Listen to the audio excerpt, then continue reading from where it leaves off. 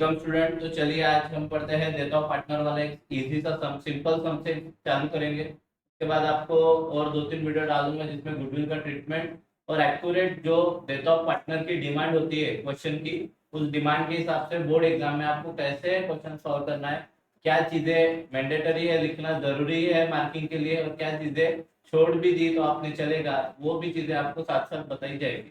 तो चलिए स्टार्ट करते हैं। क्वेश्चन आपको स्क्रीन पे दिखाया जाएगा। आपके लिए क्वेश्चन पढ़ लेता हूँ। Suresh, Naresh and Paresh were equal partner. तीनों इक्वल पार्टनर है। Suresh, Naresh, Naresh and Paresh equal partner है। जैसे ही उन्होंने बोला इक्वल पार्टनर है तो तीनों का रेशियो क्या हो गया? 1:1:1। 1:1:1 मतलब क्या होता, बोलता हूँ मैं 1+1+1 कितना 3। माने जो भी प्रॉफिट होता था उसके टुकड़े हो गए 3। 3 टुकड़ों में से एक किसका? सुरेश का, एक इक्वल नरेश का और एक इक्वल परेश का। इस तरीके से वो अभी तक के अपना प्रॉफिट एंड लॉस बांटते हुए आए हैं। आगे बढ़ते हैं। इंफॉर्मेशन में आपको बोला है on 31 March 2019 their balance sheet was as follow. 31 मार्च 2019 को उनकी बैलेंस शीट नीचे दी गई है। हमें उससे कुछ लेन देन नहीं है, बट उसके बाद है आपको बॉक्स के बाद एडजस्टमेंट, और एडजस्टमेंट के बाद हम देखते हैं क्वेश्चन की डिमांड। क्वेश्चन में बोला क्या क्या है? आपको बोला है प्रॉफिट एंड लॉस एडजस्टमेंट बना के दिखाओ। प्रॉफिट एंड लॉस एडजस्टमेंट मतलब ही हमारा रीवैल्यूएशन अकाउंट।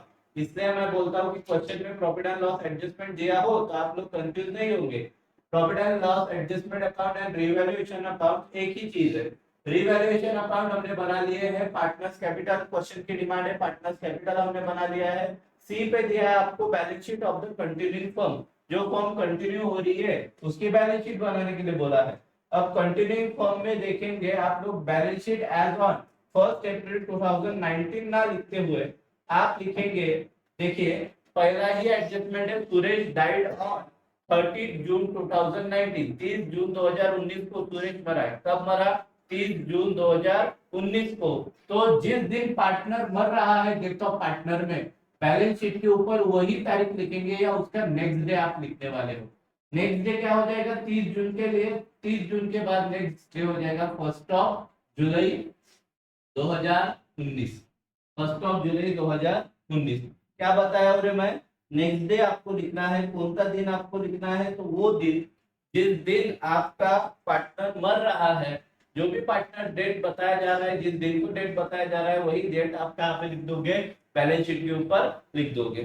चलिए सम स्टार्ट करते हैं। स्टेप बाय स्टार्ट करेंगे। आपको पता है एडमिशन ऑफ पार्टनर हो, रिटायरमेंट ऑफ पार्टनर हो, डेथ ऑफ पार्टनर हो, सबसे पहला स्टेप आपका रहेगा रेशियो निकालना। अब आप बोलोगे सर एडमिशन में तो निकाल लिए सैक्रिफाइस रेशियो, रिटायरमेंट में भी निकाल दिए, रिटायरमेंट में निकाल लिए गेन रेशियो, तो अब हमें डेथ ऑफ पार्टनर में कौन सा रेशियो निकालना पड़ेगा? जी बेटा, जैसे ही क्वेश्चन हाथ में आ जाए डेथ ऑफ पार्टनर वाला, बिना वक्त गवाए आप लोग गेन रेशियो निकाल लेंगे। कौन सा रेशियो निकाल लेंगे? Gain ratio. आपको अच्छे से पता है गेन रेशियो निकालना बड़ी बात नहीं है। गेन रेशियो का फार्मूला हमारे लिए क्या हो जाता है? New ratio minus old ratio. अब गेन रेशियो किसका निकलेगा? ध्यान दीजिए, गेन रेशियो निकलेगा वो पार्टनर जो बिजनेस में अभी भी है, और किसका नहीं निकलेगा? वो पार्टनर जो बिजनेस छोड़ के जा रहा है। तो यहाँ पे कौन डेड हो गया है? सुरेश। जो हमारा पहला पार्टनर था वो मर गया है, तो उसका रेशियो काट देंगे। 1:1:1 ये हमारा ओल्ड रेशियो है, पुराना वाला। तो न्यू रेशियो कितना हो जाएगा? न्यू रेशियो के लिए क्या करना पड़ता है? इसमें कुछ नहीं। ओल्ड रेशियो में से, ओल्ड रेशियो कितना है? 1:1:1 में से सुरेश का रेशियो काट देंगे, तो न्यू रेशियो आपके लिए बना 1:1, दैट इज 1+1/2। ये किसके लिए? 1+1/2 नरेश एंड 1/2 परेश के लिए। तो आपका फार्मूला क्या है गेन रेशियो का? New minus old ratio. New ratio Naresh के लिए क्या है? 1/2, 1/2 माइनस ओल्ड रेशियो नरेश के लिए क्या है? 1/3, 1/3। आपको अच्छे से पता है कि फ्रैक्शन को माइनस करते वक्त आपको डिनोमिनेटर जो है वो सेम लाना पड़ेगा। ये जो डिनोमिनेटर है ये दोनों सेम आने चाहिए। अब यहाँ पे है 2, यहाँ पे है 3, सेम नहीं आ सकते तो हम लिख लेंगे ये 3 से यहाँ पे मल्टीप्लाई कर देंगे और 2 से वहां पे मल्टीप्लाई कर देंगे। करते हैं 3 1 जा 3, 3 2 जा 6 माइनस /6 अब यहाँ पे आपके डिनोमिनेटर क्या होगा बेटा, सेम कर देंगे। 3 - 2 कितना आ रहा है, 3 - 2 1, 6 - 6 0, तो आपका आंसर आ गया 1। अब सेम ये वाला किसका निकला, ये निकला हमारा कंटिन्यूइंग पार्टनर नरेश के लिए। नरेश के बाद किसका गेन रेशियो निकलेगा, परेश का।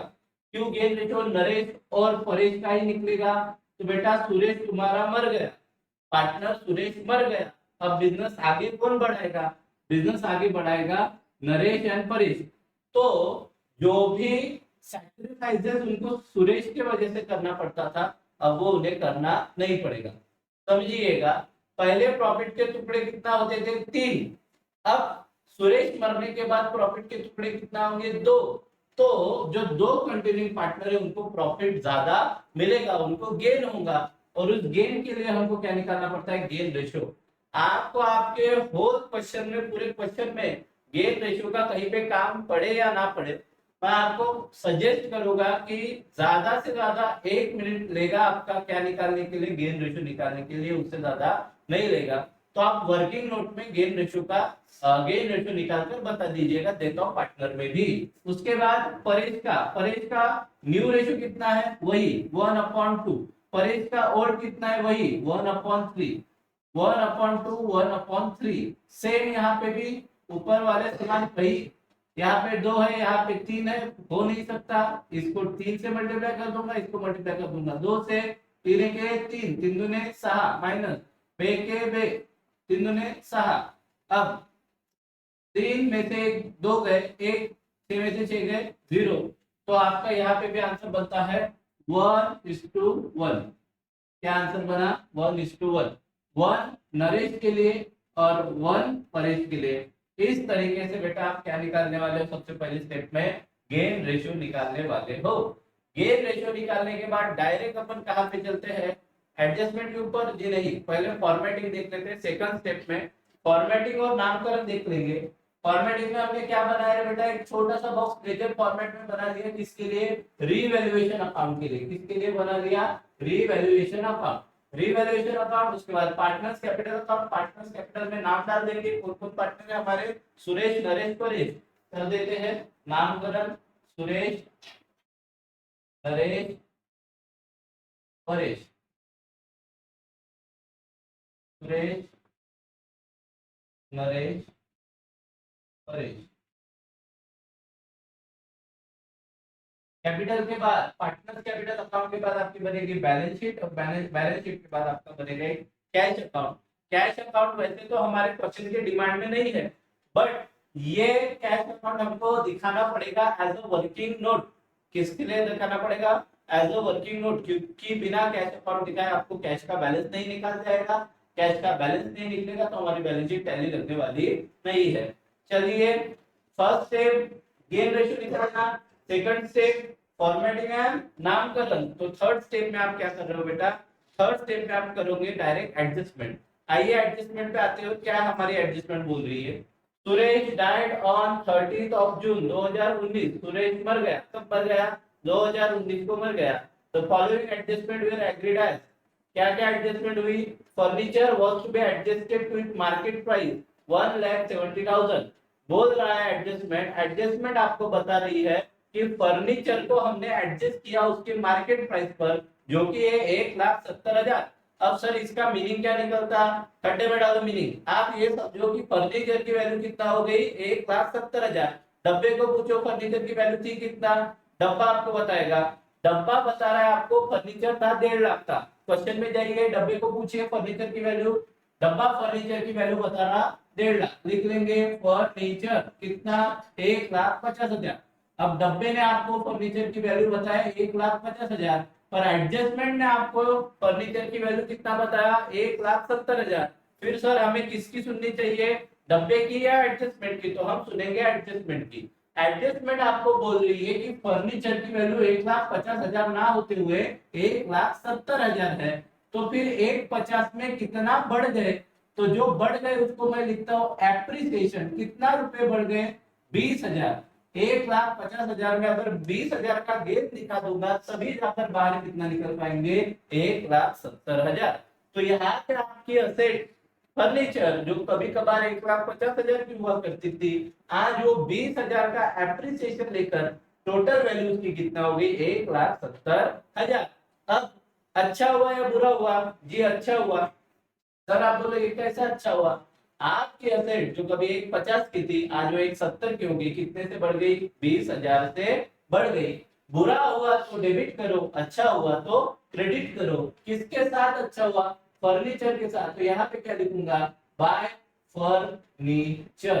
कितना रुपए बाय फर्नीचर लिखूंगा, कितना रुपए लिखूंगा, 20,000। क्यों? तो आप बोलोगे सर 1,70,000 लिख दो फर्नीचर। अरे बेटा फर्नीचर के साथ अच्छा हुआ, पर कितने से अच्छा हुआ, कितने से वैल्यू बढ़ी, कितने से वैल्यू बढ़ी, 20,000 से। Bye furniture 20,000। सेकंड एडजस्टमेंट पे आएंगे आप, land and building was to be depreciated by 10%।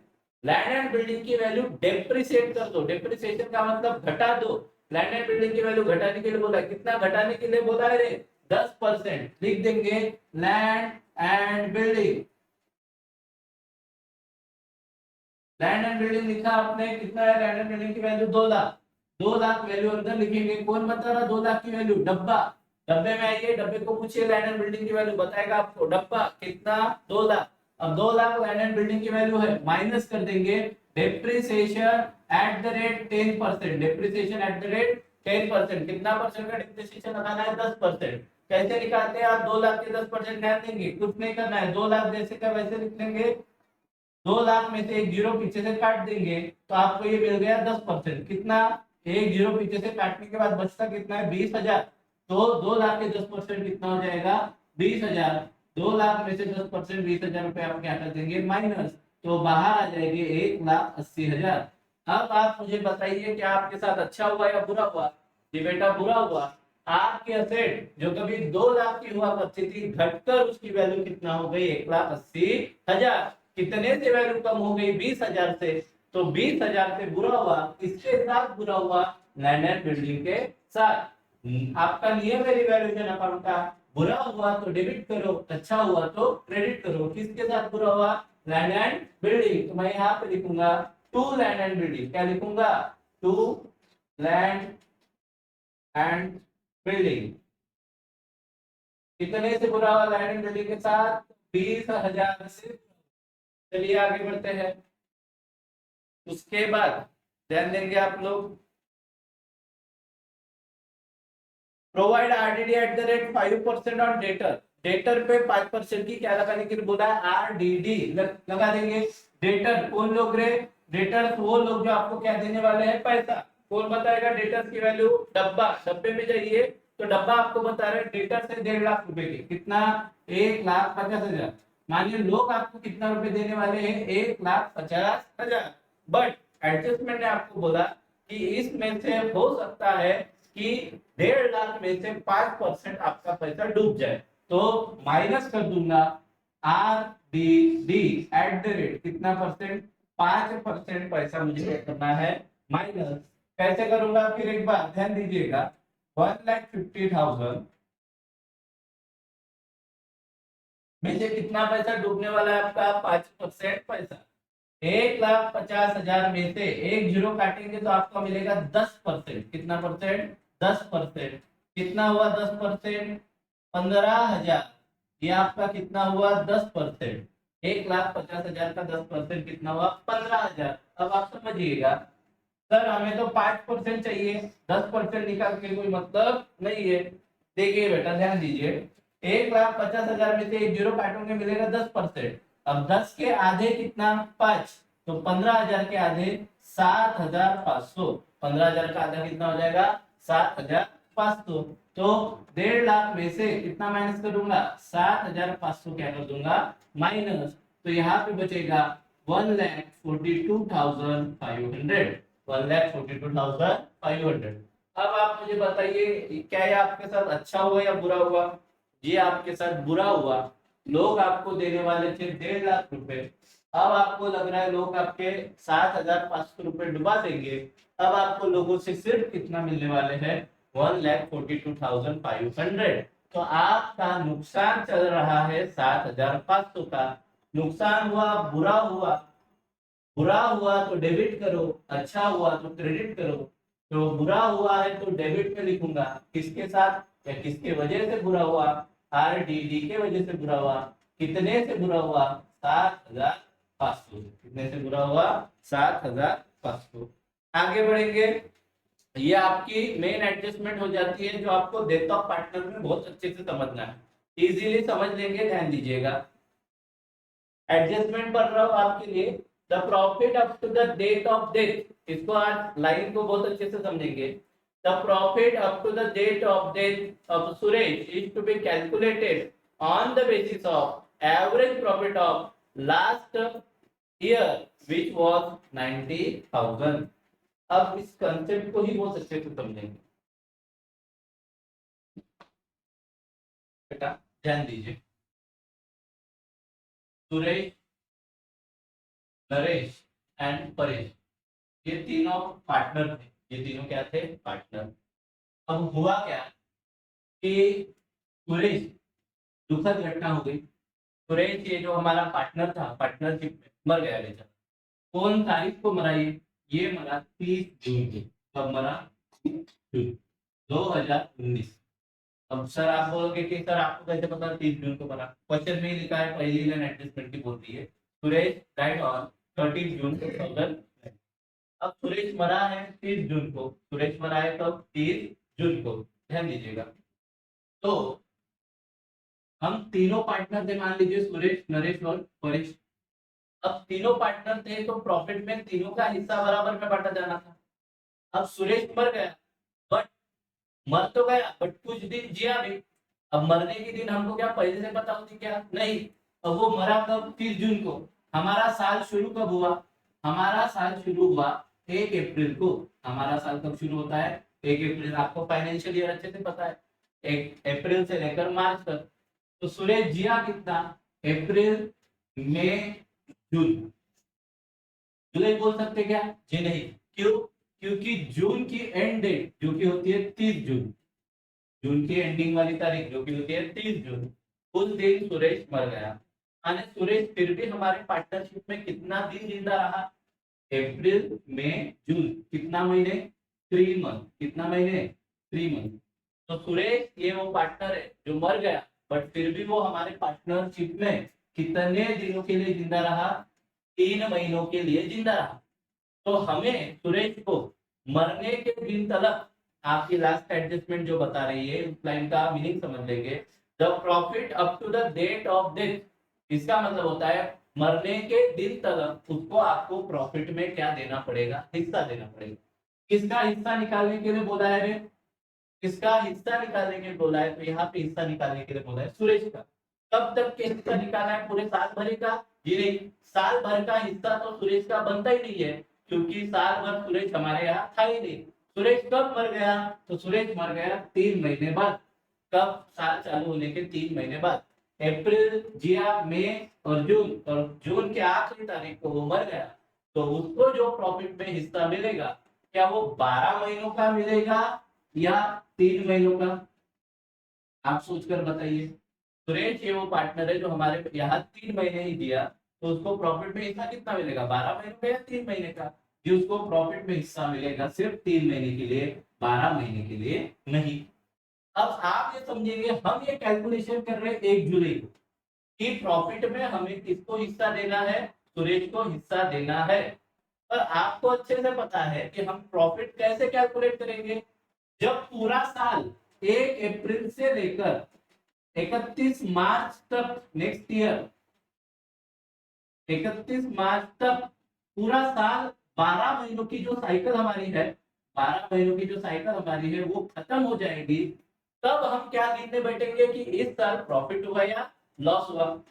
और ये सुरेश आपका वो 12 महीनों तक टिका क्या, जी नहीं। ये कब मर गया, ये मर गया 3 महीने में ही। अब प्रॉफिट ही आपको पता नहीं है, आपको कंफर्म प्रॉफिट ही पता नहीं है, फिर भी आपको क्या बोला गया है कि सुरेश जो पार्टनर मर गया उसको प्रॉफिट में आप हिस्सा दो। और आपको अच्छे से पता है प्रॉफिट तो हम एक्यूरेट प्रॉफिट कैलकुलेट करेंगे 12 महीने बाद। एक्यूरेट प्रॉफिट हम कैलकुलेट कब करेंगे, 12 महीने बाद। और 12 महीने बीतने के हैं, 12 महीने कब बीतेंगे? जून के बाद जुलाई, अगस्त, सितंबर, अक्टूबर, नवंबर, दिसंबर, जनवरी, फरवरी, मार्च, और 9 महीने बाकी है। 9 महीने बाद हम कैलकुलेट करेंगे कि फर्म को प्रॉफिट हुआ या लॉस हुआ। और फिर भी आपको एडजस्टमेंट बोल रही है कि मरे हुए पार्टनर को मरने के दिन तक उसके प्रॉफिट में उसको क्या दे दिया जाए? हिस्सा दे दिया जाए। फिर हमको कुछ हिंट चाहिए, तो हिंट भी आपको दी गई है क्वेश्चन में ही। आपको बोला है Suresh profit is to be calculated on the basis of average profit of last year which was 90,000। अब क्वेश्चन आपको बता रहा है, पार्टनर्स आपस में ये डिस्कस कर रहे हैं कि यार हम तीनों ने मिलकर पिछले साल 90,000 का प्रॉफिट कमाया था। सुरेश, नरेश और परेश ने मिलकर पिछले साल कितने का प्रॉफिट कमाया? 90,000 का। तो वो अज्यूम करेंगे, एस्टिमेट करेंगे, अंदाजा लगाएंगे, अगर सुरेश इस साल भी जिंदा होता तो लगभग हमने कितने रुपए का प्रॉफिट कमाए होते फर्म के लिए? 90,000। तो आपको 90,000 को बेस रखते हुए किसका शेयर निकालना है प्रॉफिट में? सुरेश का शेयर निकालना पड़ेगा। समझिएगा ये बात को, बहुत लॉजिकफुल सेंटेंस है ये बात है, बट और अच्छे से समझिएगा कि हमारे पास साल खत्म होने के लिए अभी भी 9 महीने बचे हैं, तो हम एक्यूरेट प्रॉफिट नहीं बता सकते। इसलिए सुरेश को तो अभी देना पड़ेगा, उसके बीवी बच्चे को कुछ ना कुछ पैसा अभी देना पड़ेगा। सुरेश तो मर गया, तो उसके बाद कौन एग्जीक्यूटर आएगा? जो भी लीगल एग्जीक्यूटर है, लीगल हेयर है, कोई भी हो सकता है, उसकी बीवी हो सकती है, बच्चा हो सकता है, कोई भी हो सकता है। तो उसके एग्जीक्यूटर को तो कुछ देना पड़ेगा ना। तेरा बाप मरा है, सुरेश मरा है, तो उसके बच्चे को, बीवी को कुछ देना पड़ेगा। तो उसको देने के लिए या उसका निकालने के लिए आपको 9 महीने की वेट नहीं करनी है। नरेश और परेश अब आपस में डिस्कशन करेंगे कि यार अपन ने पिछले साल लगभग 90,000 का प्रॉफिट कमाए थे, अपना एवरेज प्रॉफिट लास्ट ईयर का 90,000 था, तो उसी 90,000, वही 90,000 अपन ने इस साल भी आराम से कमाई लिए रहते। अगर सुरेश जिंदा होता तो यही 90,000 अपन ने इस साल भी कमाए होते। और इसलिए सुरेश को जो प्रॉफिट में हिस्सा देना है वो आपको कैलकुलेट करना है on the basis of average profit of last year, जो कि है 90,000। तो चलिए अब कैलकुलेट कैसे करेंगे आप वो बता देता हूँ। इसकी आपको प्रॉपर वर्किंग नोट बनानी पड़ेगी। यहाँ पे इस क्वेश्चन में डिमांड नहीं की गई है, पर डेट ऑफ पार्टनर वाले बहुत से क्वेश्चनों में profit up to the date of death माने मरने के दिन तक का प्रॉफिट की वर्किंग नोट ऑन डिमांड पूछी जाती है, कि आपको बोला जाता है कि वो वर्किंग नोट आप दीजिए, तभी आपको मार्क दिए जाएंगे। ऐसे भी क्वेश्चन अपन आगे लेंगे, फिलहाल ये वाला देख लेते हैं। तो कैसे ट्रीटमेंट करने वाले हैं इन profit up to the date of death, मरने के दिन तलक प्रॉफिट में हिस्सा, मरने के दिन तलक प्रॉफिट में हिस्सा कितने पे कैलकुलेट करने बोला है? 90,000। तो 90,000 इंटू 90,000 में किसका शेयर निकालेंगे? सुरेश, मरे हुए पार्टनर का किसका शेयर निकालना है? Suresh share, Suresh share in profit up to the date of death, Suresh का प्रॉफिट में मरने के दिन तलक का हिस्सा कितना? 90,000 में सुरेश का रेशियो लगाएंगे। सुरेश का रेशियो था 1/3। अब सर ये आपने कहा से उठा लिए 1/3? बेटा क्वेश्चन में सामने से बताया गया था कि हमारे सुरेश, परेश, नरेश ये तीनों पार्टनर इक्वल पार्टनर है। इक्वल पार्टनर यानी उनका रेशियो हो जाता है 1:1:1। सुरेश, नरेश और परेश का 1:1 माने 1+1+1 जो कि होता है 3। तो 3 टुकड़ों में से एक टुकड़ा किसका था? सुरेश का भी था। तो 90,000 में कैलकुलेट करेंगे, 90,000 इंटू 1/3 कितना आया सुरेश का हिस्सा? सुरेश का हिस्सा आ जाएगा 3×3=9, 30,000। कितना आ जाएगा? 30,000। तो क्या share in the profit up to the date of death 30,000 था? जी नहीं बेटा, आप हमेशा याद रखिए profit up to the date of death ये क्या है? डब्बे में डब्बा, डब्बे में डब्बा। क्या है डब्बे में डब्बा? ध्यान दीजिए, पहले हमें 90,000 के फिगर में क्या निकालना पड़ा? सुरेश का हिस्सा, जो कि कितना निकला? 30,000। अब 30,000 का प्रॉफिट में हिस्सा सुरेश को मिला होता अगर वो हमारे साथ कितना महीने जिया होता तो, या कितना महीने काम किया होता तो? 12 महीने। पर सुरेश कब मर गया? 3 महीनों में। सुरेश कब मर गया? 3 महीनों में। तो इस 30,000 में उसको जो हिस्सा मिलेगा वो 12 महीनों में से सिर्फ कितने महीने के लिए मिलेगा? 3 महीने के लिए ही मिलेगा। यहाँ पे लिख देता हूँ आपके हिंट के लिए, Suresh Suresh lived with Suresh lived only for 3 months। Suresh कितने महीने जिया? तो 3 महीने ही जिया। तो ये जो 30,000 है हमने सुरेश को दिए होते, अगर वो हमारे साथ 12 महीने चला होता तो। पर सुरेश कब मर गया? सुरेश मर गया कब मर गया सुरेश? सुरेश मर गया तीसरे महीने में, 30 जून को। कितना जिया? अप्रैल मई जून, 3 महीने। तो अब 12 महीनों में से 3 महीने का ही उसको क्या दिया जाएगा? प्रॉफिट में हिस्सा दिया जाएगा। करते हैं, 3 3 चौक 12। अब 30,000 डिवाइड बाय 4 करते हैं, 30,000 डिवाइड बाय 4, 4 पंचे 20। कितना आया रे बाबा? 7,500। कितना आ रहा है? 7,500। तो profit up to the date of death कितना आया है? 7,500। हमने क्या किया बेटा, सामने से क्वेश्चन में बोला था कि उसको प्रॉफिट में जो हिस्सा देना है वो पिछले साल के एवरेज प्रॉफिट के हिसाब से देना है, जो कि है 90,000। ये हमको उसने सामने से बताया कि 90,000 पे कैलकुलेट करना है। हमने 90,000 पे सुरेश का रेशियो लगा दिए 1/3 का, तो आंसर मिला 30,000। और आप ये समझिएगा कि 30,000 हमारा आंसर नहीं था। 30,000 हमने उसको दिए होते अगर वो हमारी तरफ 12 महीने रहा होता तो।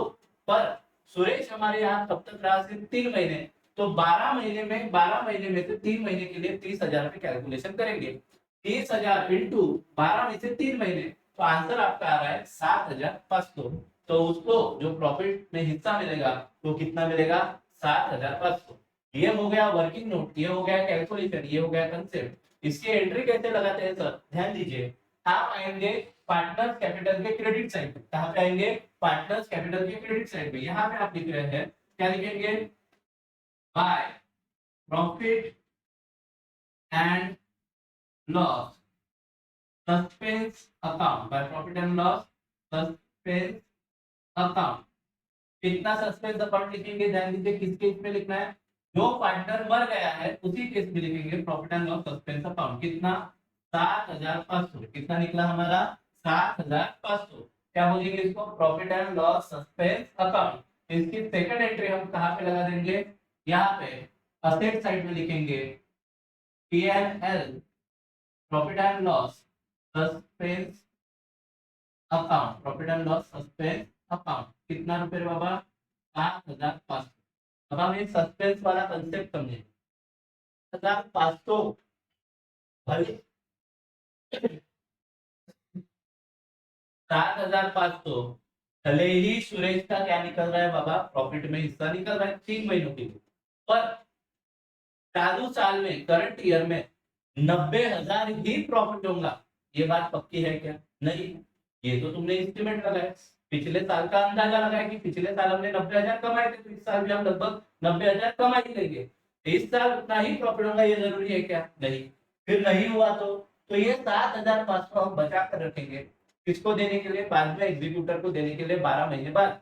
इसलिए इसको सस्पेंड किया जाएगा, रुकाया जाएगा, निलंबित किया जाएगा कुछ समय के लिए।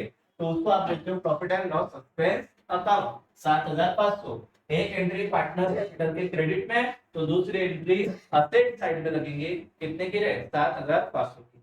चलिए आगे बढ़ते हैं। 7,500 की एंट्री के बाद यहाँ पे हमारी पूरी एडजस्टमेंट क्या हो रही है बेटा? खत्म हो रही है। एडजस्टमेंट के बाद हम क्या लगाते हैं? पोस्टिंग। एडजस्टमेंट के बाद हम क्या लगाएंगे? पोस्टिंग। चलिए ध्यान देंगे पोस्टिंग में। पोस्टिंग में आएंगे आप लोग, लाइबिलिटीज में आपको दिया है, क्या क्या दिया है? Capital account. ये कैपिटल अकाउंट का बैलेंस है, आपको अच्छे से पता है। कैपिटल अकाउंट का बैलेंस अपन पार्टनर कैपिटल के क्रेडिट पे लिख देंगे। क्या नाम से? By balance brought down. Brought down क्यों हम लिखते हैं? हमने क्वेश्चन का बैलेंस उठाकर कहाँ पे लिखे है? आंसर में लिखा है। उठाकर लाया है, ब्रॉट किया है। कहाँ से ब्रॉट किया है? क्वेश्चन से। करेंगे कितना? 250, 1,00,000, 1,00,000, 2,50,000 सुरेश का कैपिटल था, 1,00,000 नरेश की कैपिटल और 1,00,000 परेश की कैपिटल लिख लेंगे।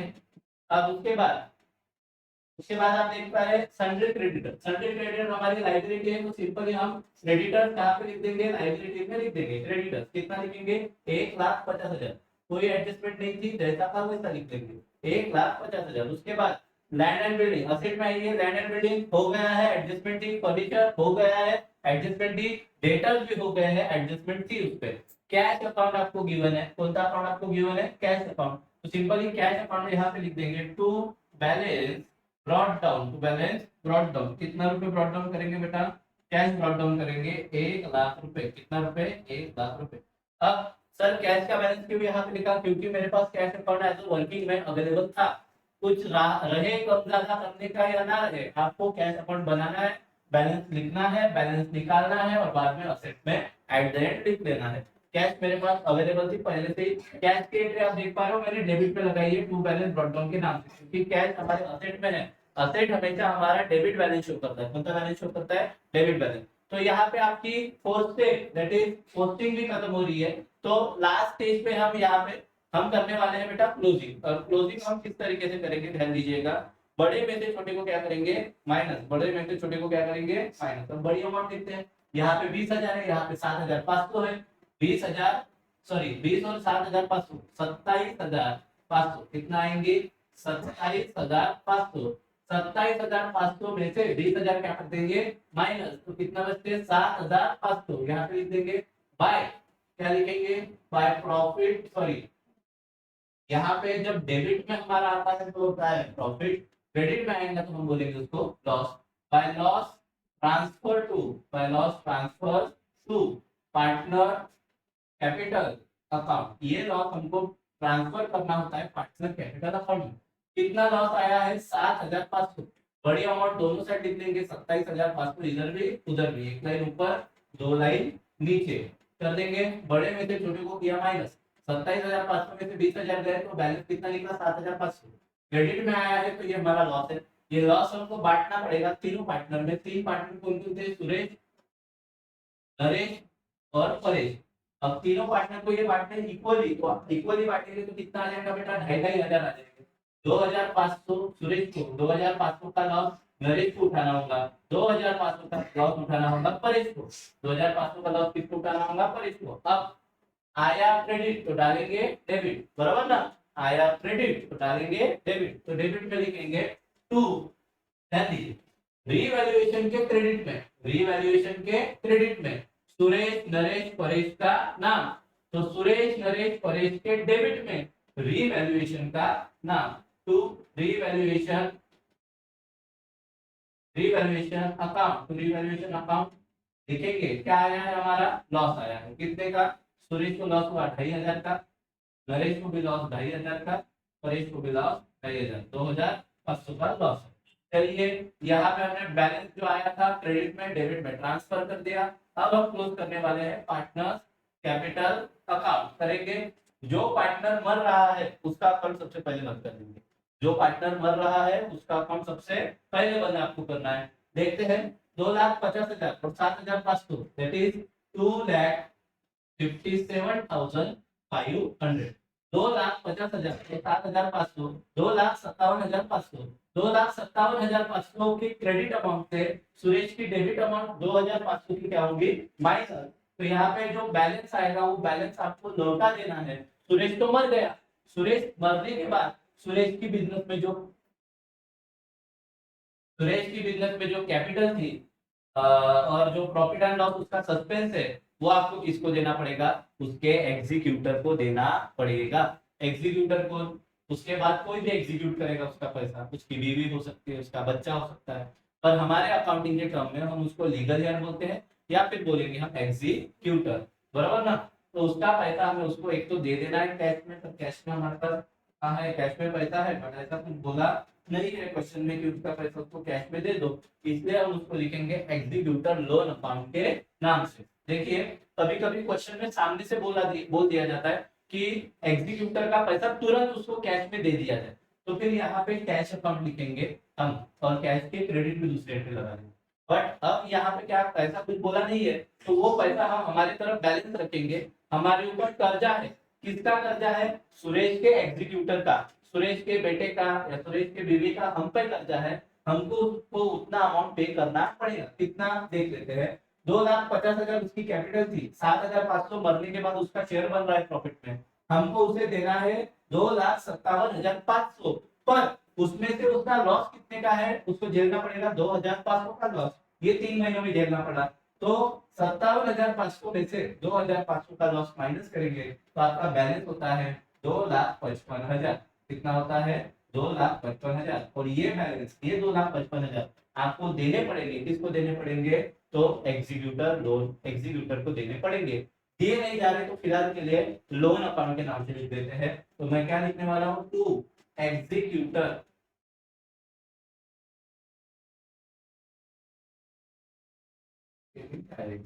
ये सी यू आ रहा है।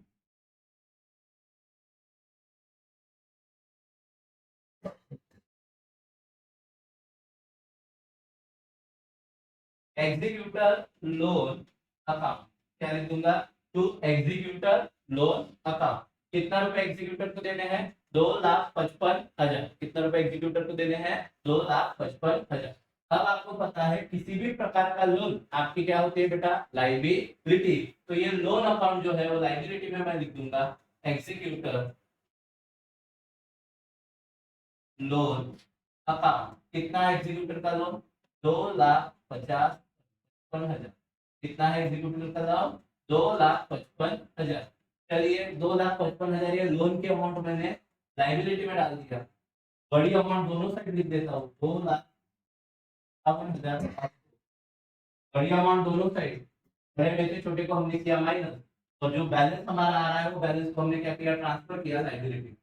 सिमिलरली अब कौन बचा पार्टनर? कंटिन्यू कौन करने वाला है बिजनेस? तो पार्टनर बिजनेस कंटिन्यू करने वाले हैं नरेश एंड परेश। करते हैं, टोटल लगाएंगे इसके। यहाँ पे भी बड़ी अमाउंट है 1 लाख, यहाँ पे भी बड़ी अमाउंट है 1 लाख। बड़ी अमाउंट दोनों साइड को लिख देंगे, 1 लाख इधर भी 1 लाख उधर भी। और 1 लाख वाली बड़ी अमाउंट में से छोटी अमाउंट अपन क्या करने वाले हैं? माइनस। 1 लाख में से 2,500 माइनस करोगे तो यहाँ पे जो बैलेंस बचेगा वो रहेगा 97,500। सेम बैलेंस 1 लाख में से 2,500 का लॉस माइनस करोगे, बड़े में से छोटे को माइनस करोगे तो बैलेंस बचेगा 97,500। और ये जो बैलेंस बचता है ये बैलेंस आपको लिखना है क्या नाम से? To balance carry down. To balance carry down, ये बैलेंस कैरी किया जाएगा, आगे बढ़ाया जाएगा। कौन आगे बढ़ाएगा? तो जो पार्टनर बिजनेस में है, मरे नहीं अभी तक। कौन नहीं मरा अभी तक? नरेश और परेश, ये इनके नाम से लिखेंगे। यहाँ पे मैं लिख दूंगा कैपिटल अकाउंट। क्या लिख दूंगा? Capital account. क्या लिखोगे कैपिटल अकाउंट में? यहाँ पे फिर कैपिटल अकाउंट में यहाँ पे लिखूंगा सबसे पहला नाम नरेश जो अभी तक बचा है, दूसरा परेश। तो नरेश के 97,500, परेश के 97,500। इन टोटल मेरी कैरी डाउन कैपिटल कितना है? तो टोटल आ जाएंगे, ध्यान दीजिए, 97,500 प्लस 97,500 टोटल 1,95,000। 1,95,000 करते हैं। अब एट द एंड हमारा कैश अकाउंट बचता है। बैलेंस शीट आपको पहले टैली लगानी है। बैलेंस शीट टैली लगाने से पहले कोई अकाउंट देख लेंगे बचा हुआ है क्या। कैश अकाउंट आप देखेंगे, डेबिट में 1 लाख है, क्रेडिट में कोई अमाउंट नहीं है, तो क्लोज करेंगे, निकालेंगे बैलेंस। 1 लाख इधर भी 1 लाख उधर भी, बड़े में से छोटे को क्या करेंगे? माइनस। 1 लाख की ये वैल्यू में से छोटे को माइनस करने के लिए पूछेगा माइनस नहीं, माइनस है करने के लिए तो यही अमाउंट इधर लिख लेंगे बाय बैलेंस कैरीड डाउन। कितना? 1 लाख रुपए। ये बैलेंस आपको कैरी करना है। कहाँ पे जाता है कैश अकाउंट? कैश हमारी असेट है तो कैश का बैलेंस भी लिखा जाएगा असेट में। कैश अकाउंट कितना रुपए बेटा? 1 लाख रुपीज, जैसे का पैसा।